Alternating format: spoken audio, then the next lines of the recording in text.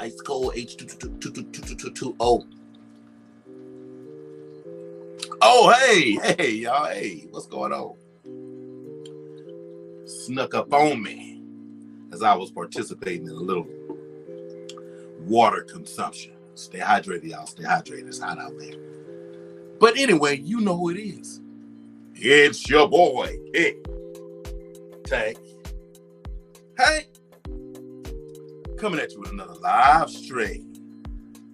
And on today's live stream, we have Aquarimax Pets.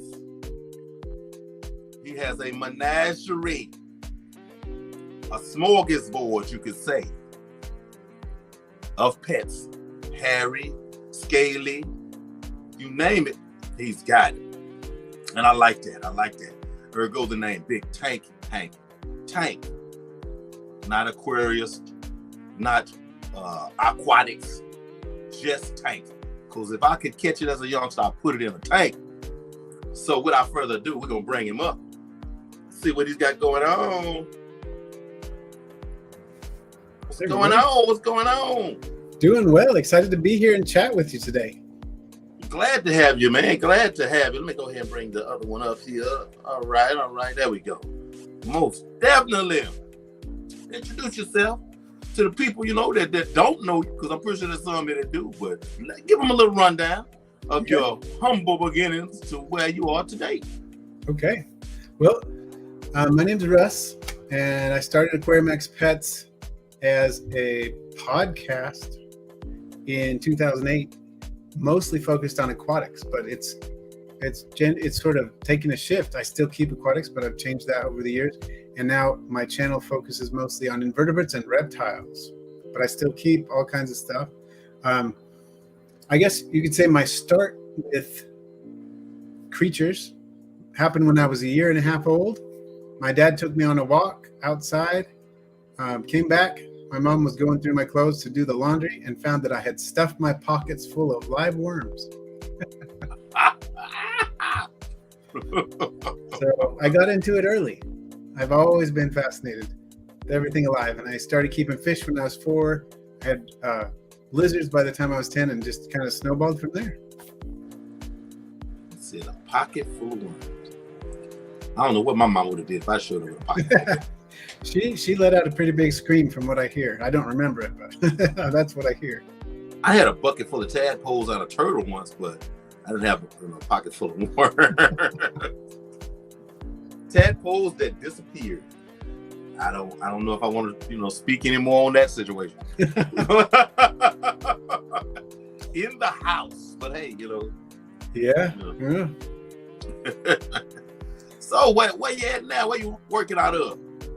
Well, I am based in the state of Utah, and it's a nice place to go out in the desert and see all kinds of reptiles and invertebrates and stuff.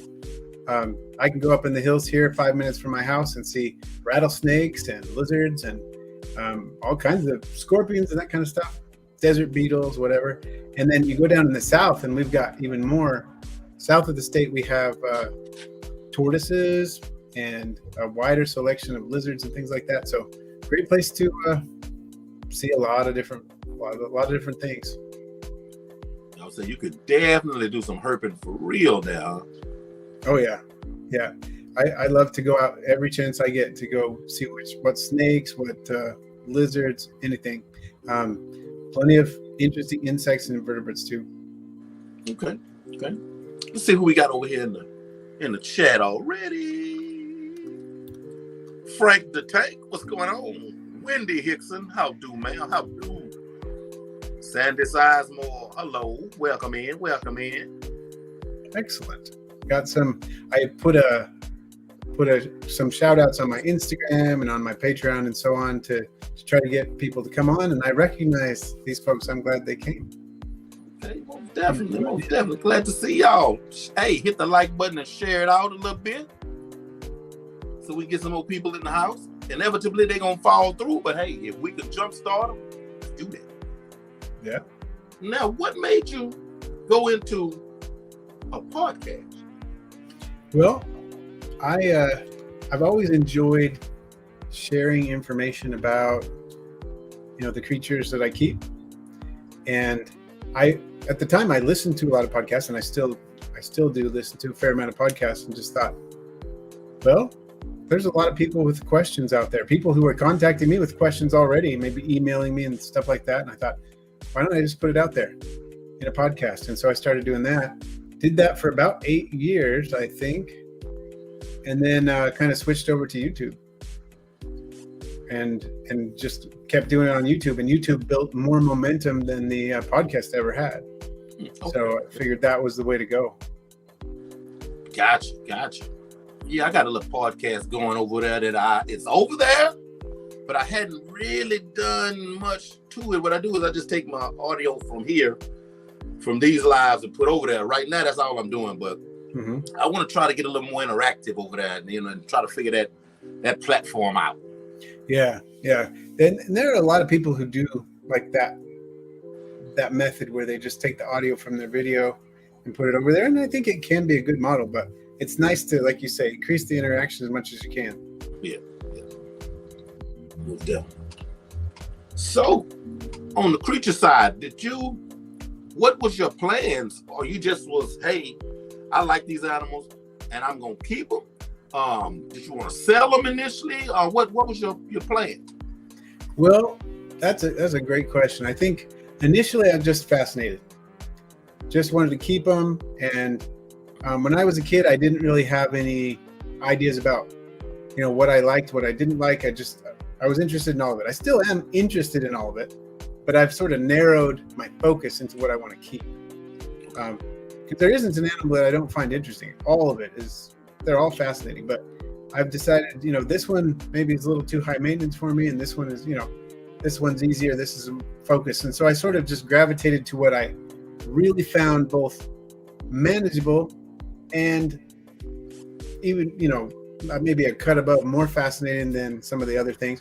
And then I started finding, a lot of people want these, like the isopods. A lot of people use them for their bioactive enclosures to clean up after the reptiles and amphibians and vertebrates and whatnot. So I like them. They're really fun. I can breed them and then I can start selling them. So I started doing that. I've always, when I lived in Hawaii, the only thing I could ship out of Hawaii was aquarium plants. I had to bring them to the inspection station, get them checked out there, and then ship them out. And so I would do that. That's the only thing I could ship out of the islands. So that's what I did. And I was breeding fish and stuff like that too, but I couldn't ship them out. So it was kind of an adaptation to where I was at the time and so on. But when I came back to the mainland, I was breeding live food cultures and selling those. I still do that. I breed Daphnia, I breed amphipods, microworms, vinegar eels, flower beetle larvae, all kinds of different live foods for fish and other animals, for reptiles too. I breed my own crickets. I breed my own mealworms and superworms and different things too. So it's that's a big part of what I do as well. Okay, interesting. I like that. I like the sound of that most definitely. What is your favorite animal you keep and your favorite period? Okay, so my favorite animal I keep, and what was the second part? Just your favorite overall. Oh, okay. Yeah. Well, super hard to decide. And my safe answer that I usually give is whatever I'm working with at the time. Because they're all just fantastic. Whatever I'm working with, I'm fascinated by it. Whether it's a tiny little bug or it's a bigger snake or whatever it is, I just love it. However, if I had to pick just one animal to keep as a pet, it might be a snake. Because I love how I feel relaxed when I'm working with snakes. I love that they're easy. They're not particularly demanding or noisy. If I need to go on a vacation for a weekend, I don't need to worry about the snake. Just make sure it's clean and has water and whatnot, and I go and I don't worry. And it's not going to be mad at me when I came back. It's not going to have torn up the couch, Yes. Yeah, and whenever I want to handle it, I can take it out and it's good to go, and it can enjoy my company and whatnot. And then when I want to put it away, I do, and it's not going to try to whine in the middle of the night because it's hungry or something. So I do love snakes, partly for that, and partly just they're so graceful, so beautiful, and they make me feel so peaceful. inside when I hold one.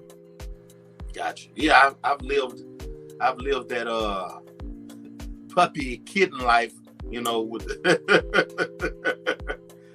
yes, I don't think I'll ever go back there again.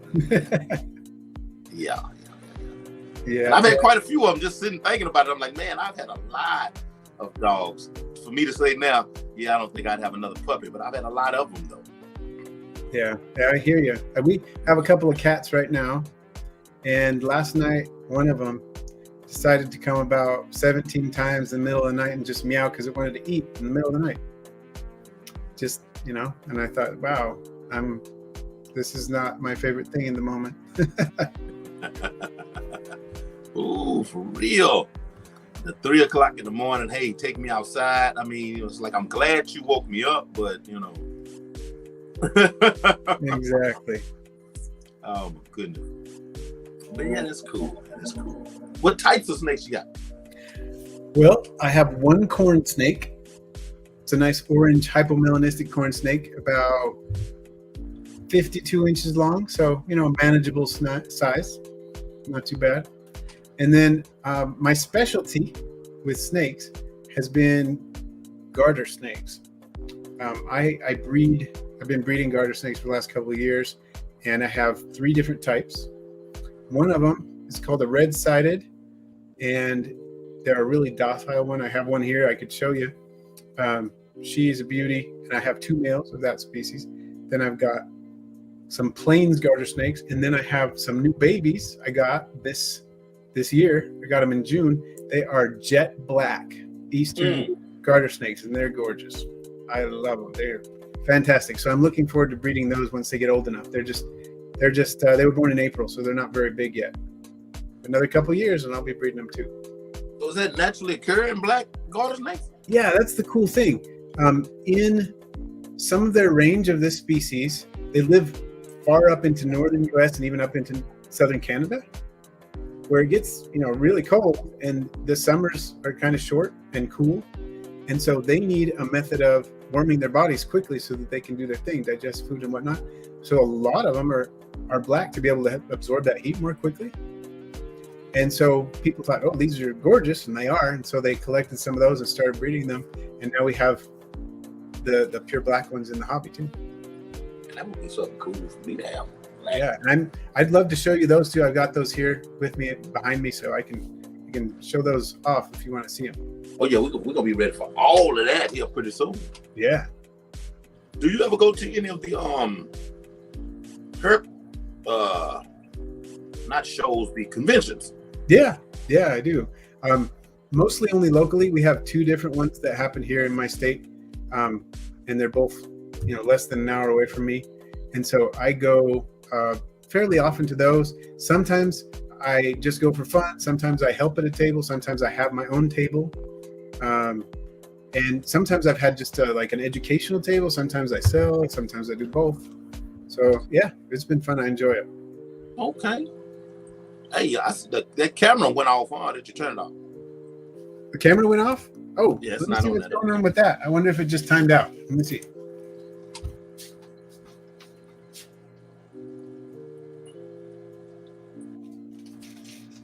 Oh, looks like it just timed out or something, and I think we're going to be back. Here we go. There you go. We're back. When we use it, I'll just need to switch the camera because now it's pointing at the ceiling currently. Okay. So what other kind of you did name all your snakes, right?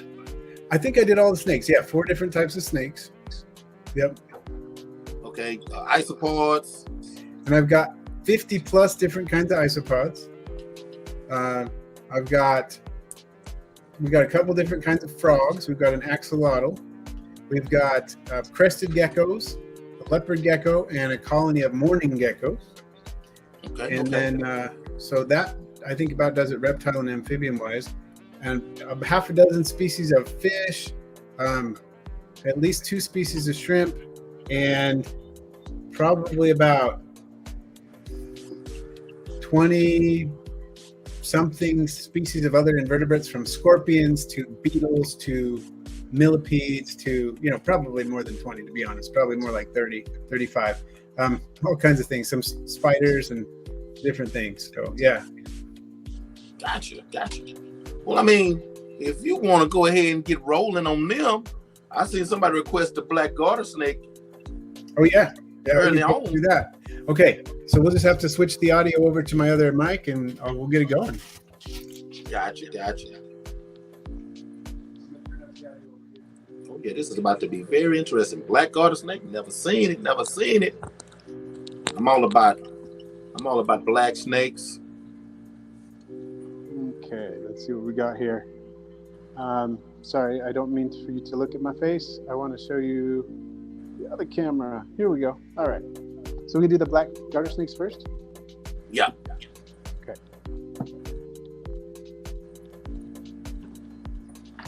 And like I said, these are babies. They were born in April. Got 4 of them in here. Let me get this one nice close up on that. How's that coming through? There we go. There we go. Look at that little beauty. Nice. This one is one of my males. You can see it's got a few little freckles of color, like a lighter color right on his neck, right about there. That's the only marking he has on the top of his body that's not fully black. The bellies are also black. Show you the belly there. Glossy black, and then the chin is the only place where they regularly have some white coloration. You can see there on the chin, a little bit of white. So let me see if I can get them all out. You can see the full impact of all 4 of them. Got a lot of different structures here for them to hang out in. It's good for them to have places to explore. Oh, dropped one, but that's not a big deal. I can fix that.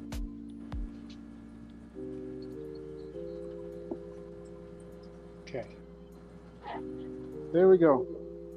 Handful of little black garters.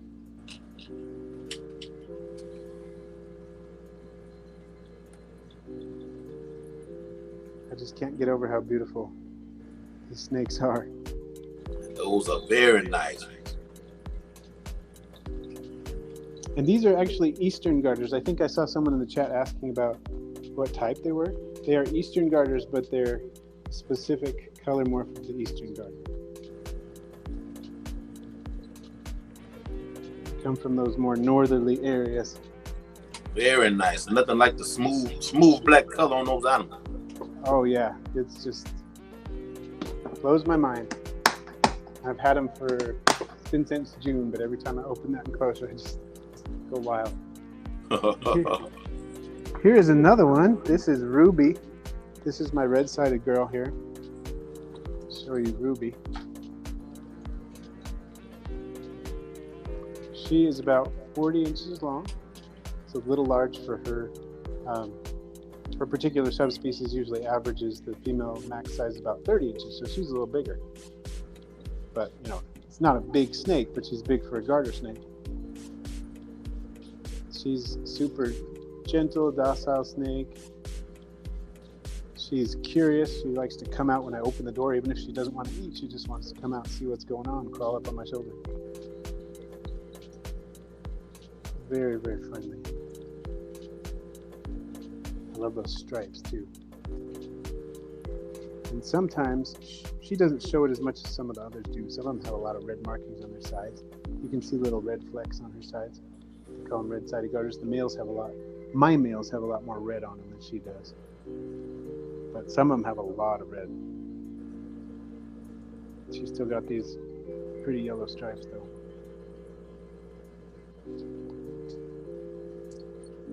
Put her down. Yeah, and I wondered why it was red-sided until you started to explain it, because I was definitely finna ask. Yeah, some of them really look really red, but she just doesn't have as much as some of the others. This little guy is a Gecko, This is a crested gecko shedding right now, so I'm not going to take him out. You can see him shedding. He's starting to shed his skin there. And he's in a hydration chamber so that we can get him to successfully finish his shed. But this guy, what's unusual about this crested geckos aren't very unusual pets. This one was produced without the parent ever mating. Kind of unusual for that to happen and for them to actually hatch. Sometimes the eggs will start to develop, but this one actually hatched. We've actually had 3 of them hatch. This is the youngest of them. One of them, well, 2 of them are adults now. They have some abnormalities. One of them has an eye much bigger than the other, and another one has it's kind of stunted in its growth, but they're both pretty healthy otherwise. And the female actually fertilizes the eggs during the process of cell division. When the eggs are being produced, the polar bodies produced in that process fertilize the eggs, so she's actually the father and the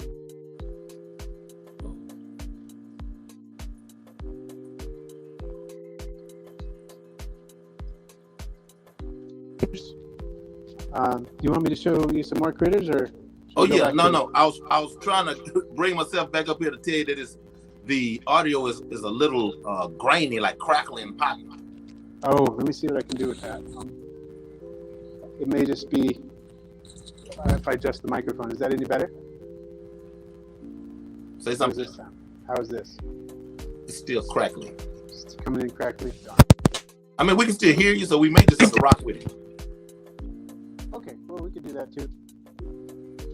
Got some more critters here. Isopods are one of my specialties, so I wanted to show you some of these. This is one of my favorite types of isopod.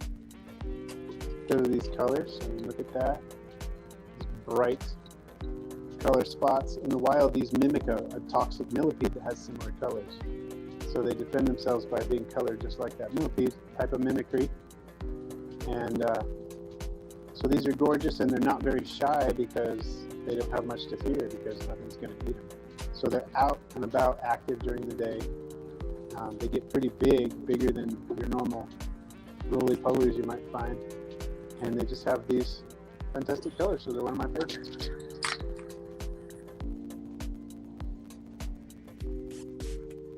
That one is from France, mostly. I think it may show up in some other European countries as well. But I wanted to show you, this one comes out of, this type was discovered in Georgia. It's originally European, but it was introduced to the U.S. when Europeans came over to the U.S. and they're not usually this color. This is the normal garden variety roly-poly, but a white and yellow version called Magic Potion. Magic Potion. Magic Potion, and they're pretty cool. I have fun with these because they got so much interesting, like it's highlighter yellow on there. I hope it's coming through on the camera. Yeah, you can see the yellow. Bright yellow, yeah. Pretty fun. Someone asked about a Hoffman Segi. Oh, Hoffman Segi, yeah, that's one of the isopod species I keep. I don't have any out in this room right now, but I do have another pretty impressive one I want to show you. I only brought a few isopod species. I didn't bring too many. This one is called Porcellio expansus autumnal equinox. And this one is, let's see if I have, look, there's a couple good ones. You can look at these guys. They remind me of the trilobite fossils. They have such cool body shapes with those skirts. And let me see. Here's an example of a bunch of babies, but there's also a male and a female. You can see that male with a really long tail there. And then the female next to him. Look almost like look like they could be fish. Yeah, they're really interesting looking critters. These come from Spain. Can only be found in Spain naturally, but now they're all over the world in the isopod hobby. And they're big too. These get big. They're one of the bigger isopods in the hobby. So fun creatures. And in the wild, they have a gray coloration, gray and white, and there are a couple different variations on that. But these have the more caramely and orange colors. So those are fun.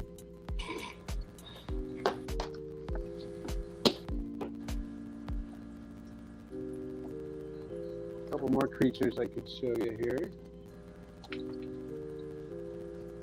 This one is a ghost mantis.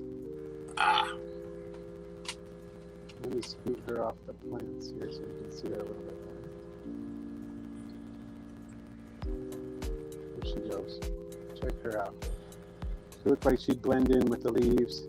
Looked like she would be in the Enchanted Garden, like on what was that movie? I know they had one of those gardens in Lord of the Rings, but there was a recent movie where there was some critters like that in the garden. I wonder which one. I'm not sure I know the one you're talking about, but yeah, this she totally remake of Sleeping Beauty had a garden with those type of critters in it too. Oh, okay. Yeah, that makes sense.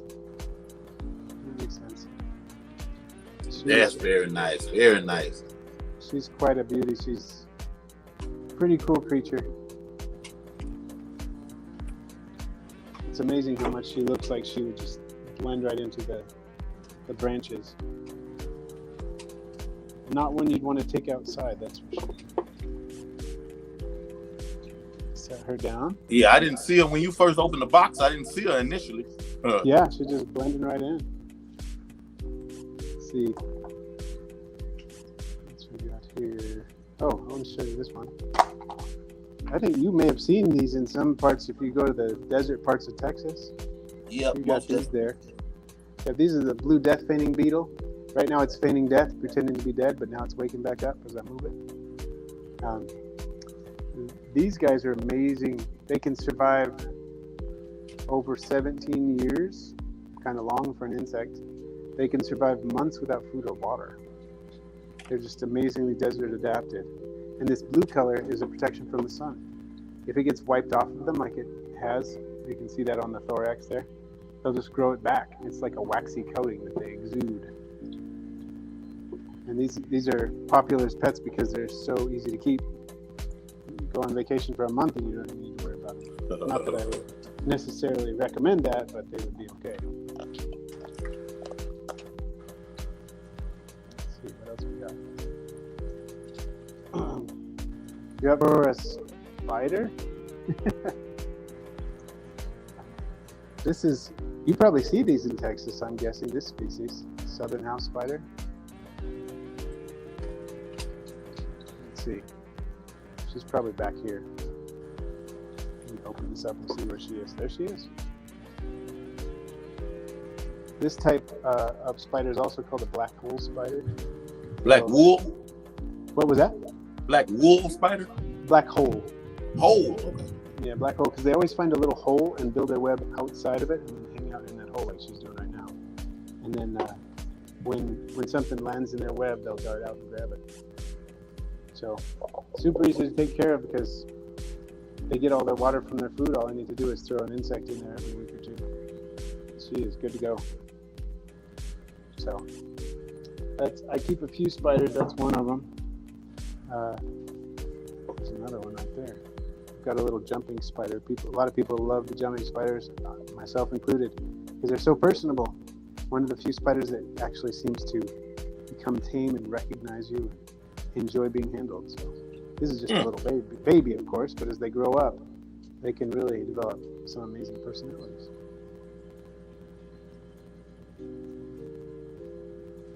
So there we go. I would be afraid of losing them. Yeah, that's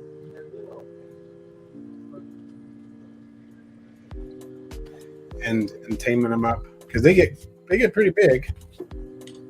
And that was of course just a small selection of what I've got. I got a lot of different things, but I figured I'd bring some and just give you a little sample. Okay. So do they have conventions?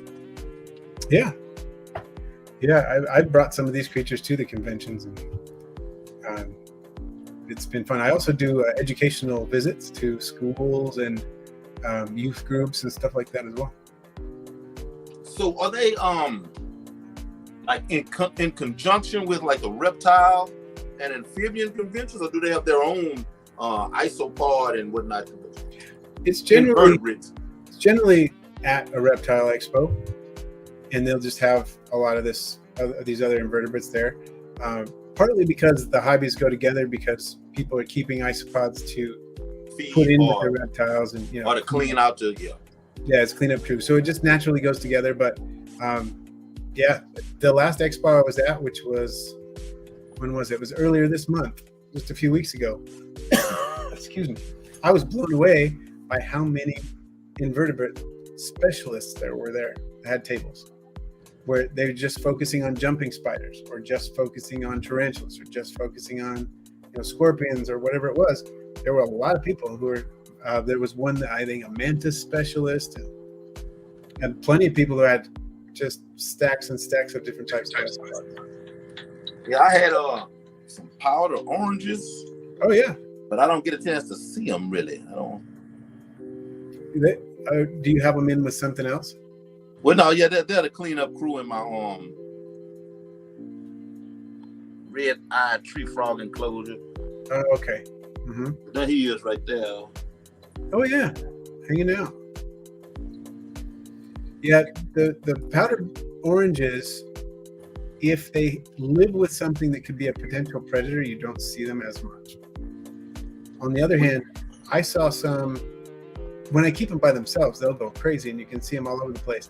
But I saw some at a bug zoo in with a bumblebee colony. The bug zoo had the bumblebee colony, all these flowers growing inside their vivarium, and crawling all over the bottom of it were powder orange isopods just going to town. It was well lit. There were strong LED lights on it and everything, but nothing that was going to eat them, so they didn't feel shy. They were all over the place.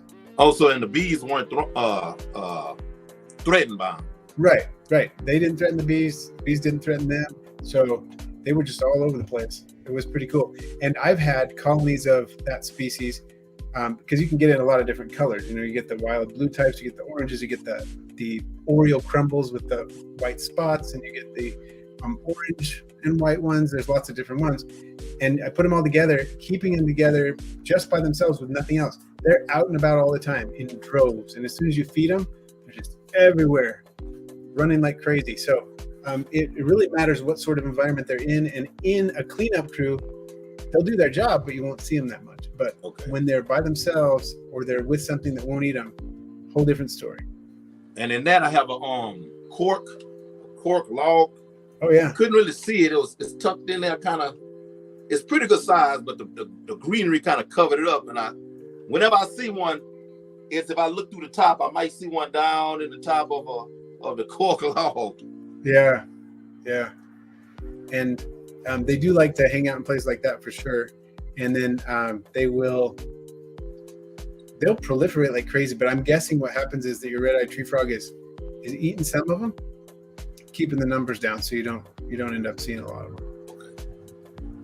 Yeah, I can see him doing that, because I get like 20 small crickets and put in there, but I'm pretty sure all the crickets don't disappear, but it'll get to the point where, okay, I don't see any crickets. And then if I go a couple of days, he's probably like, hey, there's an isopod. Yeah, time for a snack. No, that's cool. What kind of frogs do you have? I have, my daughter has, and so I help her take care of it, a Pac-Man frog, which is pretty cool. We got that back, I think it was October last year, and it grew like a weed. It wasn't much bigger than a 50-cent piece when we got it, and now it's 3.5 inches long or something like that. Grew really fast, and big eater, of course. Then I also have a trio of bumblebee dart frogs. Yeah, I really like dart frogs. Me too. They're a lot of fun, and that trio has produced tadpoles for me. I've raised up some of the tadpoles and sold them and so on. It's not a big focus of mine in terms of production, of trying to produce a lot of dart frogs or anything like that, but I really enjoy keeping them, and it's been fun to raise the tadpoles, watch them develop when that happens. So yeah, a lot of fun. And then my other daughter has, go ahead. I'm gonna get dart frogs in I had that terrarium. I had this 20-gallon long tank over here was a terrarium, and I have a 20-gallon tall right here was a terrarium. Well, the gnats, before I could get the tanks established, the gnats took over. So as I'm fighting the gnats back and dismantling, that terrarium was the first one I put together. Per specs, that was the first one I put together. It's never had a gnat problem. It had a frog in it first. You know, it's set in. It's like a year old right now. It's set in. It was good. Never had a gnat problem. The other two never had an animal in it. No livestock. Gnats just took over. Yeah, and sometimes they'll do that because, you know, nature abhors a vacuum, and they get those nutrients. They'll find a way to exploit them. And those gnats can be super annoying. I found some things that really help control them, and one of them, there's a type of beetle you can get. It's called a rove beetle, and the scientific name I think is Untitled Chapter. And these rove beetles focus on eating small things like fungus gnats. And so I bought some, brought them into my critter room, put them in with my isopod enclosures, and they do such a good job at controlling the gnats. It's not like I never see any at all, but I see far fewer, like at least 90% reduced. Okay. They really, really help. And then there are some other things that can help too, but that is one of the big ones. You get them going in your room, and they will really do a job on those gnats. Gotcha. And then depending on the enclosure, you can put, you know, those mosquito dunks that you put in, like you have a pond outside or whatever. You put the mosquito dunks in that add those bacteria that kill the mosquitoes. Those work on fungus gnats too. I started out with a spray bottle. They were like, get you some water, spray bottle, and break up you a half of one, put it in a spray bottle, and you can spray it. But they were saying, again, you know, there was no other critters in there, but they were saying, oh, it would be safe, you know, for you. I just never could wrap my mind around it being safe, you know. Yeah. The critters, so I was like, I'll just break them down. I don't know if I want to do that. Yeah, I hear you. They're really annoying, those fungus gnats, for sure. And I know Sandy in the chat was talking about it. We had conversations about the rove beetles because she got some too. And we got them, I can't remember if I got them first and then she got them, or she got them first. I don't remember. But anyway, we've had good experiences with the rove beetles. Okay, rove beetles. Yeah, and there are lots of different kinds of rove beetles, so it has to be the specific species. The Lotia coriaria or Atleta coriaria, and that's the one that does the job. Still have a few. Okay. Fish. What kind of fish you have? Fish. Well, I've got some goldfish. So nothing crazy with the goldfish, but just we've got goldfish that we've had for a long time. I breed blue star endlers. I really like endlers a lot, and I find that when I have a picky baby snake, there's nothing that gets them started like some endlers swimming around in a little pool of water. On a little bowl. Yeah, they'll totally go after that. So I raise them primarily because I like them, but when I do have a picky baby snake, I'll use that to get them going. I have I guess I have about 5 albino bristlenose plecos, and my daughter has some coolie loaches and a betta in her tank, and we've got I've got some blue dream neocaridina shrimp. Okay. And then I've got Hawaiian halocaridina rubra shrimp. So they look a little bit like red cherry shrimp, but they're smaller. As an adult, they're like a quarter of the size of a red cherry shrimp, and they live in brackish water. And they're native to Hawaii. And when I lived in Hawaii, I started keeping them, and I brought them back with me when I came back, and I've been keeping them ever since. And they don't breed as fast as like the cherry shrimp, but they'll breed just fine. And I've produced hundreds of them. I don't even know how many. But the interesting thing is, unlike cherry shrimp, which produce, basically as soon as it hatches, it's a baby shrimp that looks and acts like the adult, just smaller, right? These halocaridina shrimp produce a planktonic little floating shrimp that doesn't have proper legs. It just has these swimming structures that floats in the water column for a couple of weeks until it metamorphoses into a shrimp.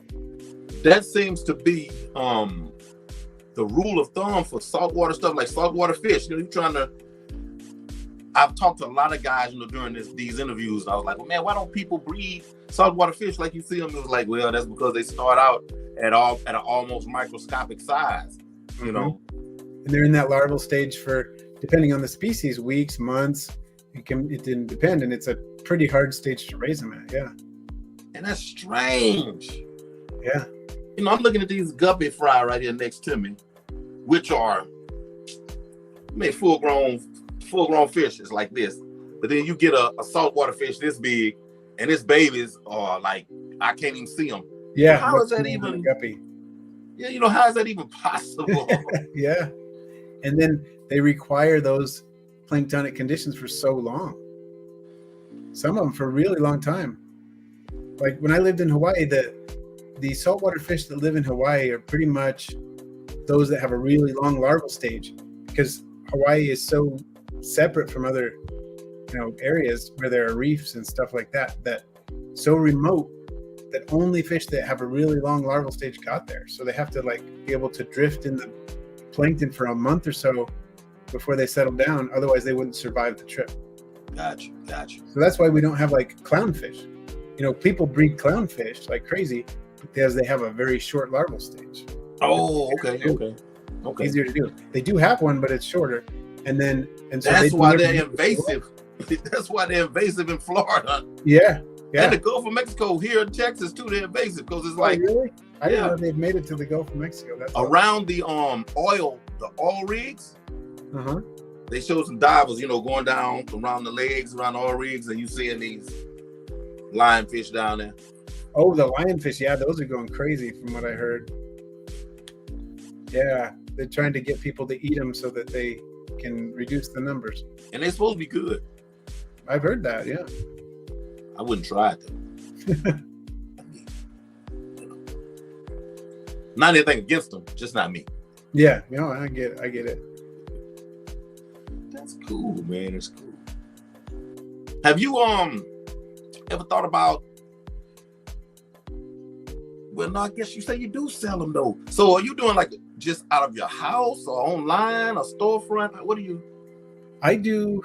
In addition to the expos, which I guess I already talked about. Yeah. I sell out of my house, and I also ship online. Okay.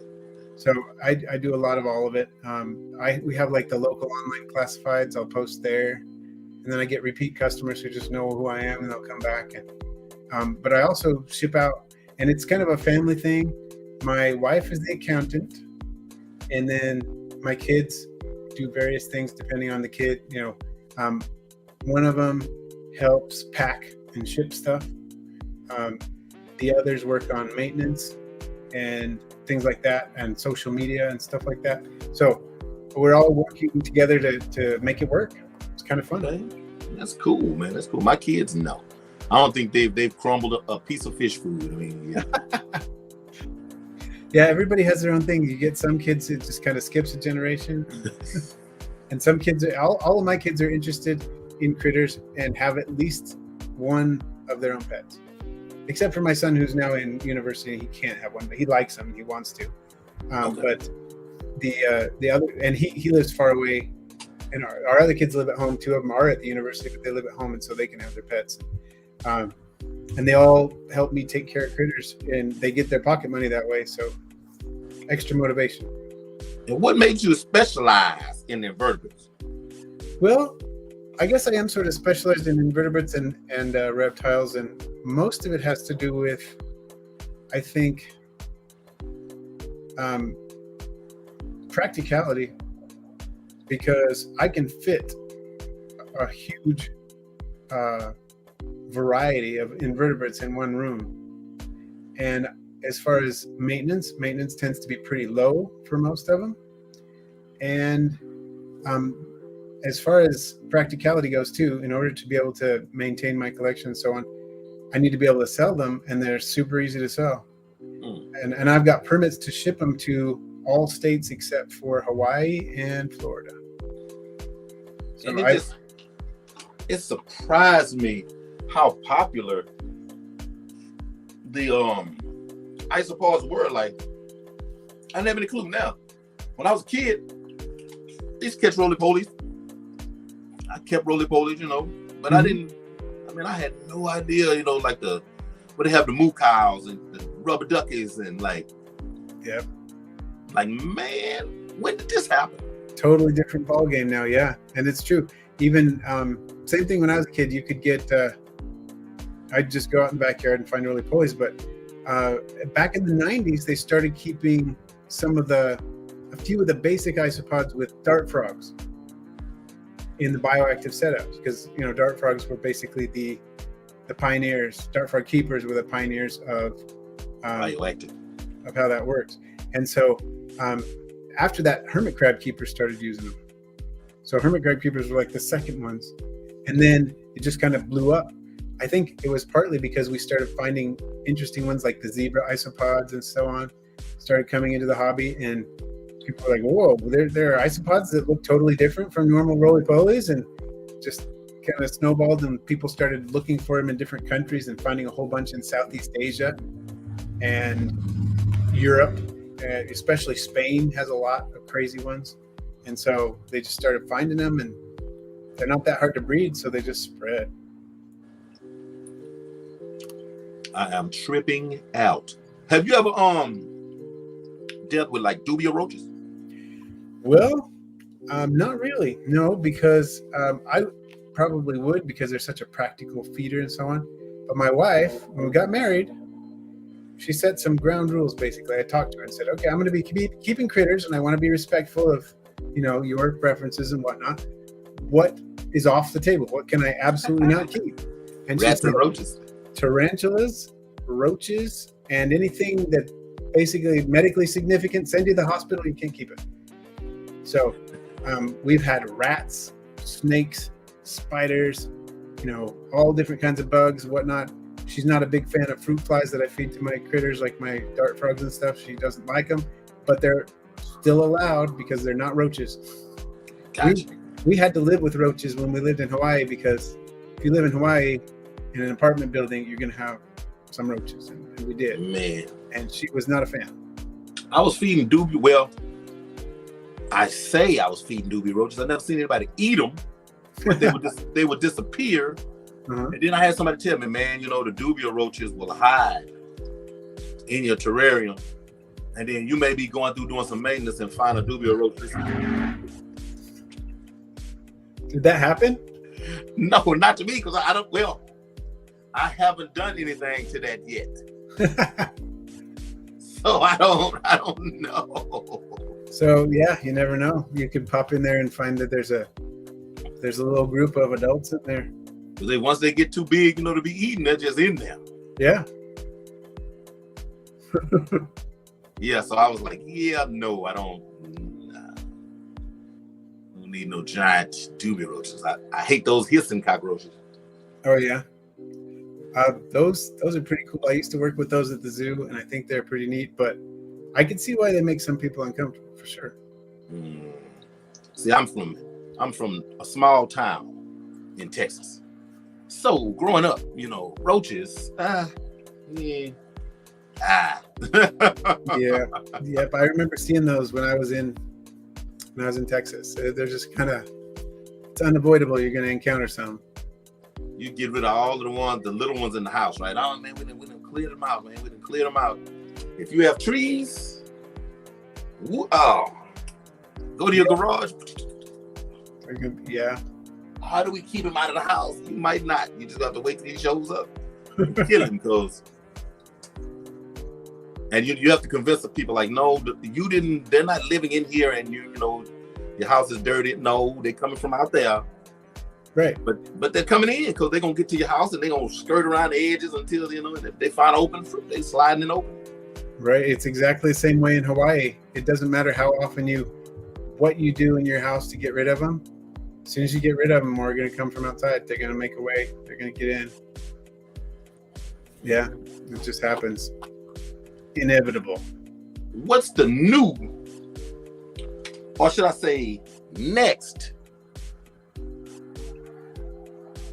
small critter pet that's doing there's a little rumbling going on? Is there one? Well, yeah, there are quite a few. I think one of them is going to be the jumping spiders. Okay. Because jumping spiders, like I said, that expo that I was just at, before I'd see one or two people with a few jumping spiders, but there were whole tables just dedicated to nothing but jumping spiders in their enclosures. And they really are pretty easy, not that expensive, don't take up much space, and they're fantastic. Bang for your buck as far as an invertebrate goes.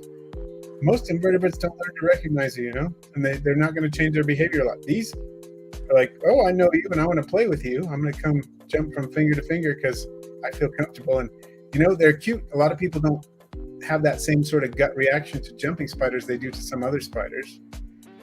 And I mean, I guess me finding out that they learn you, because I mean, I'm like, it's so little. Yes, they're cute. I agree with that one. It's like, but the small size, makes me, I'm like, okay, if it gets out, what am I going to do? Well, and that's the thing too. You'll probably find it if they do, because they like bright light. They're not like so many spiders that are uncomfortable in the light and they're going to hide in their corner. They're the kind of spiders that's out in the sun. They bask in the sun. They're out on the leaves and the branches and the walls. They find the southern walls on your house so they can bask in that sun. So they'll probably be out and about, finding your window or something like that. That's where you end up finding them if they were to get out. And they come in so many different colors. You have red ones, pink ones, white ones, black ones, orange ones. There's some that are just like as orange as a Cheeto. And I've never seen. Yeah, they come in all different colors. We have some species here in Utah, and you actually have some in Texas too that are like bright red and gorgeous. A red thing. If I see a red jumping spider, I'm catching it. Yeah, they have a species called Phidippus texanus that you might find there.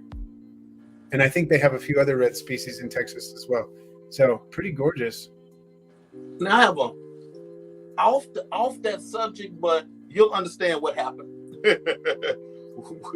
We were talking about catching, catching the spiders, here in Texas. House gecko. Oh, what yeah. What do you know about house gecko?